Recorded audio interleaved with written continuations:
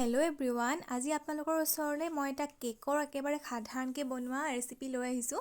একেবাৰে সহজতে চামুচেৰে কেনেকৈ জোখ লৈ আপোনালোকে কেক বনাব পাৰিব তাকেই ভিডিঅ'টোত দেখাব খুজিছোঁ। আৰু মই সদায় এনেকৈ চামুচেৰে জোখ লৈ পেলাই কেক বনাওঁ আৰু এনেকৈ বনাবলৈ বহুত সহজ হয়। আপোনালোকে হয়তো বাতি বা কাপৰ জোখত বহুতে কেক বনাইছে, কিন্তু এনেদৰে এবাৰ বনাবচোন। একেবাৰে সহজ আৰু এটা পাৰফেক্ট কেক হৈ উঠিব।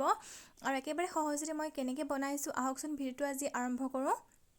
কেক বনাওঁতে গোটেইকেইটাৰ বস্তুৰ পৰিমাণ সঠিকভাৱে যদি লোৱা হয় তেতিয়া কেকটো এনেও সুন্দৰ হৈ উঠিব। আৰু আজি মই 6টা ডিমৰ জোখত কেকটো বনাবলৈ লৈছোঁ। তাৰ কাৰণে মই ডিমকেইটা ভাঙি লৈছোঁ প্ৰথমতে। আৰু মই কেকত আজি পিছা চেনি ব্যৱহাৰ কৰা নাই, মানে পাউডাৰ চুগাৰ ব্যৱহাৰ কৰা নাই। মই গোটা চেনিটোৱে ব্যৱহাৰ কৰিম। আৰু মই চেনি, ময়দা, ৰিফাইন একেখন চামুচৰ জোখতে ল'ম, যিহেতু সকলোৰে ঘৰত এখন চাহ চামুচতকৈ ডাঙৰ চাইজৰ চামুচ এখন সকলোৰে ঘৰত থাকে। এইখন চামুচ চাওক, এই চামুচখনৰ জোখটোতে মই গোটেইকেইটা বস্তু ল'ম। এটা ডিমত মানে 2 চামুচ চেনি ধৰিব লাগিব আৰু 2 চামুচ ময়দা। ৰিফাইনটো খালি অকণ বেছি হ'ব, ৰিফাইনটো 3 চামুচ ধৰিব লাগিব এটা ডিমৰ যদি কেক বনাওঁ আমি। যিটো মই 6টা ডিম লৈছোঁ সেইকাৰণে মই 2 চামুচকৈ 12 চামুচ দিব লাগিব। এতিয়া মই প্ৰথমতে এখন চামুচেৰে 12 চামুচ চেনি দি ল'ম আৰু চেনিখিনি দি মই 15-10 মিনিটমান সময় ফেটি ল'ম, যিহেতু চেনিখিনি একেবাৰে গলি যাব লাগিব। আৰু পিছা চেনি দিলে সেইকাৰণে বেছি ভাল যেনিবা। আৰু মই যিহেতু হাতেৰে ফেটিম, হেণ্ড ব্লেণ্ডাৰ দি পেলাই ফেটিলে অকণ সময় লাগে, ইলেক্ট্ৰিক ব্লেণ্ডাৰ থাকিলে বেছি ভাল হয় যেনিবা। আৰু মই এতিয়া 12 চামুচ চেনি দি লৈছোঁ। আৰু এনেকুৱা এখন চামুচ সকলোৰে ঘৰত থাকেই, যিহেতু সেইকাৰণে বনাবলৈ বেছি সহজ হৈ পৰে। আৰু মই 12 চামুচ চেনি দিলোঁ। এতিয়া এইখিনি বহুত ভালকৈ ফেটি ল'ম অলপ সময়। আৰু এইখিনি ফেটি লোৱাৰ পাছত যেতিয়া এইখিনি ভালকৈ ফেট খাই যাব তেতিয়া মই ইয়াতে ৰিফাইনটো ব্যৱহাৰ কৰিম। আগতে মই কাপ আৰু বাতি জোখৰ সহায়ত কেক বনাবলৈ লৈছিলোঁ, কিন্তু যেতিয়া মই বিয়া হৈ আহিলোঁ, বিয়াৰ পাছত মায়ে এই ধৰণে চামুচৰ সহায়ত কেক বনাবলৈ শিকাইছিলে। আৰু মই এতিয়া বনাই একেবাৰে ইজি হৈ গ'ল। আগতে মোৰ অকণমান প্ৰথমতে অসুবিধা হৈছিলে, কিন্তু যেতিয়া মই 2-3বাৰ বনালোঁ আৰু একদম পাৰফেক্ট এটা কেক হৈ উঠিব ল'লে, তেতিয়া বনাই খুব ভাল লাগে। আৰু মই একেখন চামুচতে এতিয়া মই ৰিফাইন দিম। আৰু মই ৰিফাইন যিহেতু 3 চামুচকৈ দিব লাগিব। ৰিফাইন ইয়াত মই 18 চামুচ ব্যৱহাৰ কৰিম। তাতকৈ অকণমান 2-3 চামুচ বেছি হ'লেও একো নাই, ভালেই হ'ব কেকটো। আৰু মই ইয়াত অন্য একো ব্যৱহাৰ নকৰোঁ, গাখীৰ বা অন্য কিবা ভেনিলা এচেঞ্চ আজি একোৱেই নিদিওঁ। একেবাৰে সাধাৰণকৈ আজি এটা মই কেক বনাইছোঁ। এয়া মই 18 চামুচ ৰিফাইন দি লৈছোঁ। আৰু মোৰ অকণমান যদি বেছি হয় একো নাই, ইয়াতে দি দিম। আৰু ৰিফাইনখিনি দিওঁ মই অলপ সময় ইয়াতে ফেটি ল'ম। মই সকলোৱে একেবাৰে সহজভাৱে বনাব পৰাকৈ কেকটো আজি দেখাইছোঁ, চবেই বনাব পাৰিব। আৰু অসুবিধা যদি হয় আপোনালোকৰ এই জোখটো মনত ৰাখিবলৈ, তেতিয়া আপোনালোকে লিখি ল'ব, কিবা এখনত লিখি ল'লে তেতিয়া বনাব সময়ত চাই ল'লেই হৈ যাব। এবাৰ দুবাৰ বনোৱাৰ পাছত একেবাৰে সহজ হৈ পৰিব। এইখিনি এতিয়া মই আৰু 10 মিনিটমান সময় ফেটি ল'ম। কেকটো ফিটাৰ ওপৰতে কথা, যিমানে বেছিকৈ ফিটিম কেকটো সিমানেই ভালকৈ ফুলিব আৰু ছফ্ট হ'ব। ৰিফাইনখিনি দি ভালকৈ ফেটি লোৱাৰ পাছত এতিয়া মই ইয়াতে ময়দা দিম। ময়দা দিবৰ কাৰণেও মই সেই একেখন চামুচেৰে ব্যৱহাৰ কৰিছোঁ। ইয়াতে মই 12 চামুচ ময়দাৰ দিম। আৰু ময়দাটো পূৰা ভৰ্তিকৈ দিব। ময়দাটো যদি কম হয় তেতিয়া কেকটো ভাল নহ'ব। একদম এতিয়া দেখিছে মই কিমান ভৰ্তিকৈ ময়দাখিনি লৈছোঁ। এনেকৈ পূৰা ভৰ্তিকৈ ময়দাখিনি 12 চামুচ দি দিব। আৰু মই চালনীখনৰ ওপৰতে দিছোঁ, মই চালি ল'ম, পাছত বেকিংটো দিম। ময়দাখিনি দি হোৱাৰ পাছত 12 চামুচ মই ময়দা ইয়াতে দি ল'ম। আৰু ময়দাৰ পৰিমাণটো যদি অকণমানো কম হয় কেকটো পাৰফেক্ট নহ'ব। কিন্তু ময়দাটো আপোনালোকে এনেকৈ ভৰ্তিকৈ যদি চামুচৰ সহায়ত জোখে এনেকৈ ভৰ্তিকৈ দিব লাগিব।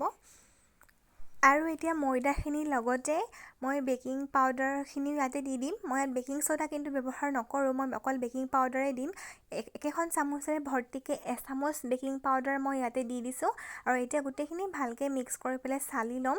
আৰু মই এতিয়া অলপকৈ চালি লৈছোঁ আৰু অকণমান লৰাই গৈছোঁ। গোটেইখিনি ময়দা ভালকৈ চালি এতিয়া ময়দাখিনি দি পেলাই অকণমান সময় ফেটি ল'ম। ময়দাখিনি দিয়াৰ পাছত বহুত বেছি দেৰি ফেটি থাকিব নালাগে। ধুনীয়াকৈ বস্তুখিনি মিক্স হৈ গ'লে গোটা নমৰাকৈ লৰাই যেতিয়া আমি মিক্স কৰি ল'ম, তাৰপাছত আমাৰ ধুনীয়া পাৰফেক্ট বেটাৰ এটা বনি যাব। আমাৰ কেকৰ কাৰণে ৰেডি হৈ যাব বেটাৰটো। এইখিনি এতিয়া অকণমান সময় লাগিব, 5 মিনিটমান সময় মই মিক্স কৰি ল'লোঁ। আৰু খুব ভালকৈ মিক্স কৰিব, যাতে অকণো গোটা থাকি নাযায়।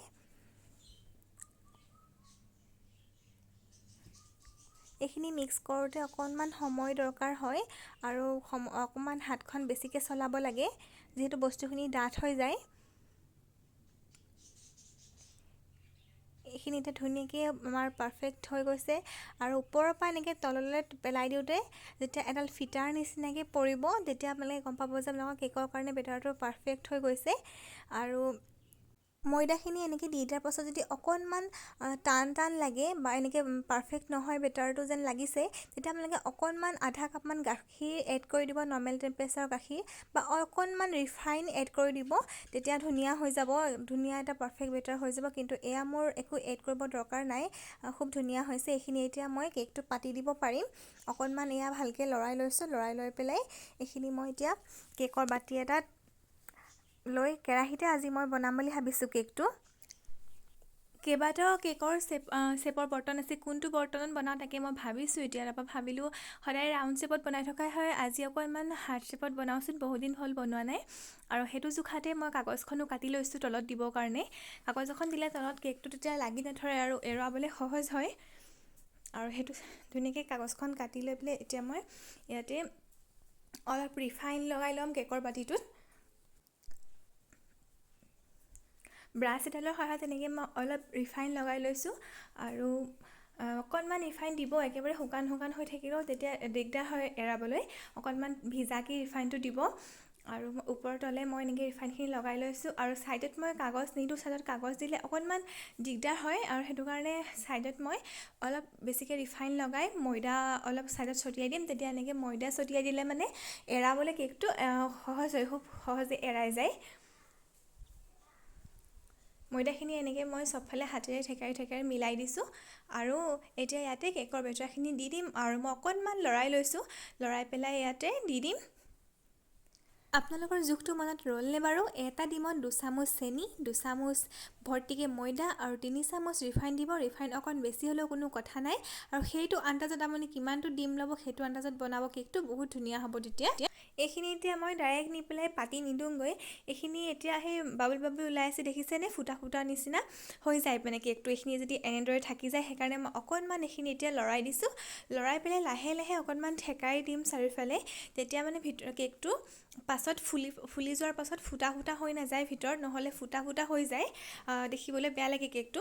আৰু সেইটো কাৰণে অকণমান এনেকৈ ঠেকাৰি দিছোঁ আৰু এতিয়া ঠেকাৰি দি কেৰাহীখনত মই ষ্টেণ্ড এডাল দি পেলাই অকণমান কেৰাহীখন গৰম কৰি লৈছিলোঁ আৰু মই এতিয়া মিডিয়াম ফ্লেমত ৰাখি প্ৰায় 40 মিনিটমান সময় লাগিব কেকটো বনাই ল'ম আৰু 40 মিনিটৰ পাছত চাম কেকটো হ'লনে নাই।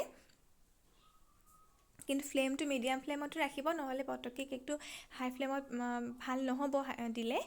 এতিয়া ঢাকন দি দিছোঁ ওপৰত আৰু 40 মিনিটৰ পাছত মই যেতিয়া চাইছোঁ কেকটো ধুনীয়াকৈ হৈ আছে, এনেকৈ টুথপিক এডালৰ সহায়ত চাব, যদি একো লগত লাগি নাহে ধুনীয়াকৈ কেকটো হৈ গৈছে, একো লাগি অহা নাই, হৈ গ'ল। এতিয়া এইটো নমাই ল'লেই হ'ব। আৰু ছাইডকেইটা যদি উলিয়াবলৈ অকণমান দিগদাৰ হয়, টান লগা নিচিনা লাগে, চুৰি এখনেৰে খুচি ছাইডকেইটা মানে খুচি ল'ব চাৰিওফালে, তেতিয়া পটককৈ এৰাই যায়। আৰু এতিয়া আমাৰ কেকটো ধুনীয়াকৈ হৈ গ'ল আৰু খুব ধুনীয়াকৈ ফুলিছেও আৰু দেখি পেলাই মোৰ মনটো ভাল লাগি গৈছে। আৰু মই এতিয়া কাগজকেইখন এৰুৱাই দিওঁ তলৰ, তাৰপৰা ধুনীয়াকৈ কাটি ল'ম। কেকটো খুব ধুনীয়া ছফ্ট হৈছে আৰু যিসকলে নতুনকৈ কেক বনাবলৈ শিকিছে আপোনালোকে এই ভিডিঅ'টো চাই পেলাই কেক বনাব পাৰিব একেবাৰে সহজতে। আৰু এয়া মই দেখাম আপোনালোকৰ কিমান ধুনীয়া ছফ্ট হৈছে।